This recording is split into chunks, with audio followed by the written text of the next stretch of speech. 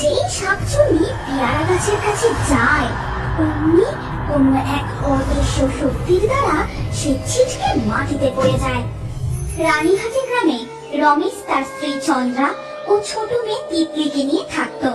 তাদের গোলা ভর্তি ধান, গোয়াল ভর্তি গরু ছাগল, খামার ভর্তি মুরগি, সবকিছু নিয়ে বেশ আনন্দেই দিন কাটছিল। কিন্তু হঠাৎ করে কেমন বুঝলেন ডাক্তার বাবু?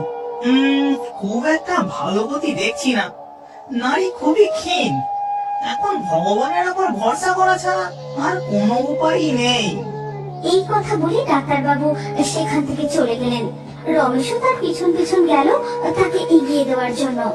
এদিকে ছোট্ট তিতলি তার মায়ের পাশে বসে মাকে বলে, তোমার কি হয়েছে? সারাদিন তুমি শুয়ে আছো কেন? ডাক্তার দাদু কি বলে গেল?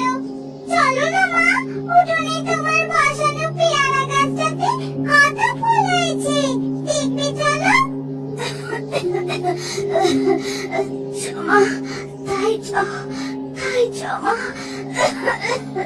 তারপর তিতলি তার মায়ের হাত ধরে পেয়ারা গাছটার কাছে যায়। সেখানে বসে তার মা তিতলিকে জড়িয়ে ধরে অনেক আদর করে আর বলে, মারে আমি চলে গেলে তুই একা থাকতে পারবি তো? তোর বাবাকে দেখে রাখতে পারবি তো মা? তুমি কোথায় যাবে মা? আমি যে এই কথা বলে তিতলিকে জড়িয়ে ধরে কাঁদতে কাঁদতে তার মা সেখানেই প্রাণ হারালো। এবং তিতলির মায়ের মৃত্যুর বেশ কিছু মাস পর রমেশ দূর গ্রামের মেয়ে শেফালিকে বিয়ে করে বাড়ি নিয়ে আসে। এই দেখ তিতলি, কাকে এনেছি। আজ থেকে এই হলো তোর নতুন মা। এসো তিতলি, আমার কাছে এসো।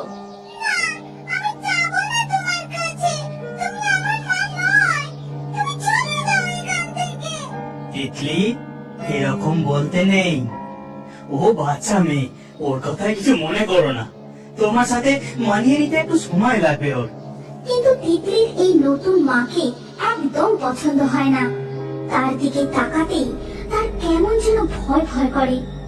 দেখতে দেখতে রাত হয়ে যায়, কিন্তু মধ্যরাত হতেই হঠাৎ করে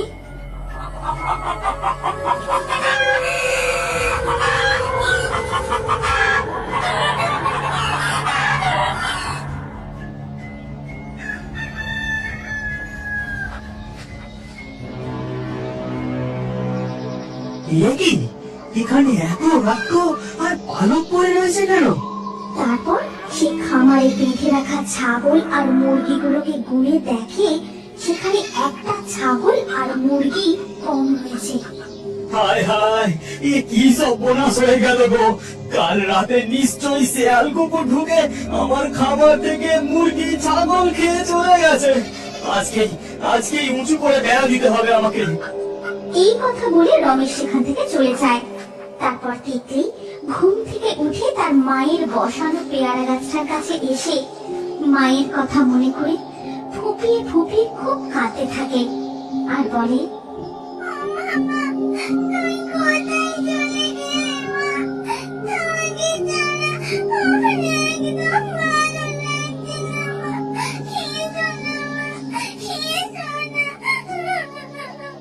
ঠিক তখনই তিতলি, ও তিতলি, দেখ আমি কোথাও যাইনি, এই তো এখানেই আছি, এই পেয়ারা গাছটায়।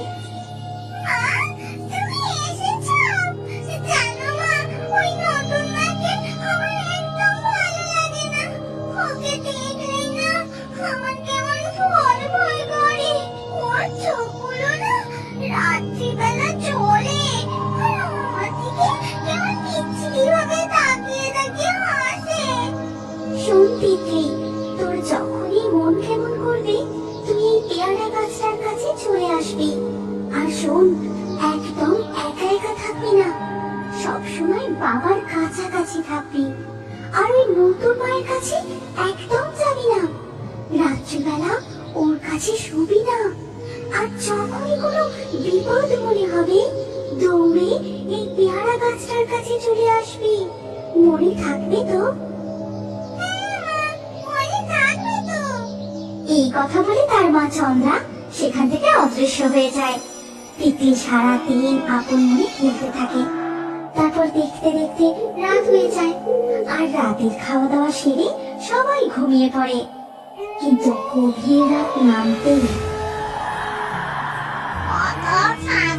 মুরগির মাংস, এই মাংসের লোভে কেবল শাকচুন্নি থেকে সুন্দরী শেফালি সেজে এই বাড়িতে ঢুকে পড়লাম। কেউ ধরতেই পারল না। এদের খাওয়া শেষ করে বিছানাবে আর ভক্তি উঠে আমার নতুন শিকারে বেরোতে হবে। এই কথা বলে শাকচুন্নি সেখান থেকে একটা ছাগল তুলে নিয়ে ছিঁড়ে ছিঁড়ে তার মাংস খেতে থাকে। আর পরের দিন সকালবেলা রমেশ আবার দেখে যে তার খামারে রক্ত আর পালক পড়ে রয়েছে।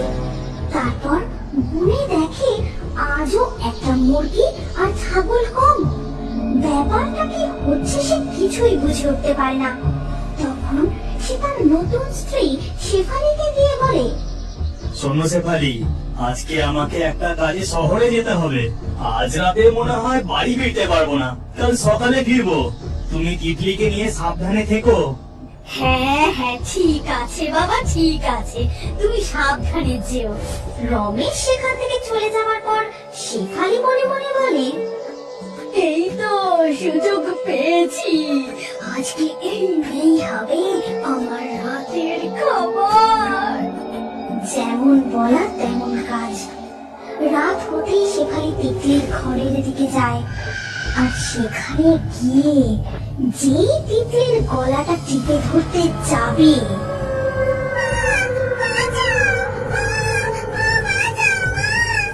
তিতলি দৌড়ে পেয়ারা গাছটার কাছে চলে যায় আর সেখানে গিয়ে অজ্ঞান হয়ে পড়ে যায়। শাকচুন্নিও তার পিছন পিছন যায় আর বলে, কোথায় পালাবি? কোথায় পালাবি? দাঁড়া, দাঁড়া বলছি। কিন্তু যেই শাকচুন্নি পেয়ারা গাছের কাছে যায়, অমনি কোনো এক অদৃশ্য শক্তির দ্বারা সে ছিটকে মাটিতে পড়ে যায়। তখনই সেখানে তিতলির মা প্রকট হয়। তারপর বলে, শাকচুন্নি তুমি চলে যাও এখান থেকে। খবরদার আমার মেয়ে আর আমার স্বামীর কোনো ক্ষতি করার কথা তুই ভাববিও না। তুই চলে যা এখান থেকে। ও আচ্ছা, এই ব্যাপার। তুই আমাকে আটকাবি? দাঁড়া, কাল সকালে তোর ব্যবস্থা আমি করছি। পরের দিন সকালে রমেশ ফিরে আসতেই শেফালি তাকে বলে, শোনো বাপু, উঠোনের পেয়ারা গাছটা তুমি কেটে দাও। চারিদিকে পাতা পড়ে শুধু নোংরা হচ্ছে। আমি সারাদিন অত পরিষ্কার করতে পারছি না, তুমি গাছটা কেটে দাও। কি বলছো কি? ওই গাছটা চন্দ্রা কত সাত করে বসিয়েছিল, ওই গাছটা আমি কেটে দেবো? বসিয়েছিল তো কি হয়েছে, এখন তো আর সে বেঁচে নেই। আর দেখো, আমি অত বেকার খাটতে পারবো না বলে দিল। তারপর শেফালির কথায় রমেশের ইচ্ছা না থাকা সত্ত্বেও সে গাছটা কাটতে থাকে।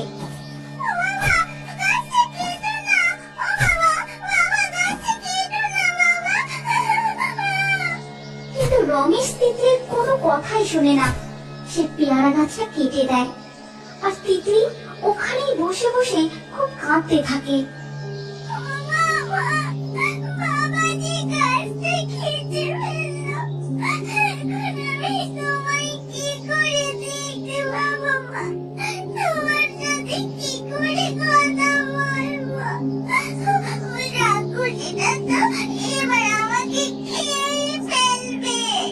তখন ওই গাছেরই পেয়ারা ফলের দানা পড়ে জন্মানো একটি চারা গাছ থেকে, তিতলি, ও তিতলি, ভয় পাস না মা, আমি এখানেই আছি, এই পাশের চারা গাছটাতে। তোকে যেটা বলছি মন দিয়ে শোন। এখান থেকে বেরিয়ে সোজা সাধু বাবার আশ্রমে যাবি, আর সব কথা তাকে খুলে বলবি। তিনি নিশ্চয়ই এর কোনো সমাধান করে দেবেন। মায়ের কথা মতো তিতলি সেখান থেকে সোজা সাধু বাবার আশ্রমে চলে যায়। এবং তাকে গিয়ে সমস্ত কথা খুলে বলে। আর সবকিছু শুনে সাধু বাবা তিতলিকে একটি তাবিজ দেয়। তারপর সে বাড়ি ফিরে এসে তার বালিশের তলায় সেই তাবিজ লুকিয়ে রাখে। আর ওই দিন রাতেই শেফালি আবার যখন তিতলির ঘরে যায়, তখন তিতলি ঘুমোনোর ভান করে চুপটি করে পড়ে থাকে। আর যেই শেফালি শাকচুন্নি তিতলির গলা টিপে তাকে মারতে যায়, অমনি তিতলি সেই তাবিজটা শেফালি শাকচুন্নির হাতে ঠেকিয়ে দেয়।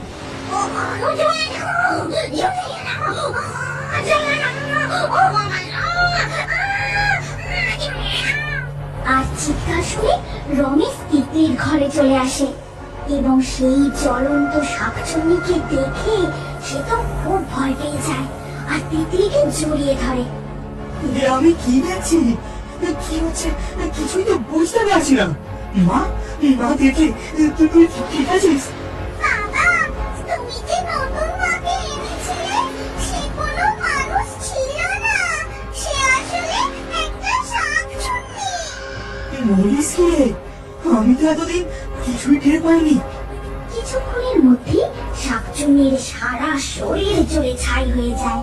এরপর থেকে বাবা আর মেয়ে দুজনেই সুখে শান্তিতে থাকতে শুরু করে। এদিকে উঠোনের সেই পেয়ারা গাছটা ধীরে ধীরে বড় হয়ে যায়। বাবা মেয়েকে এত ভালো থাকতে দেখে তিতলির মা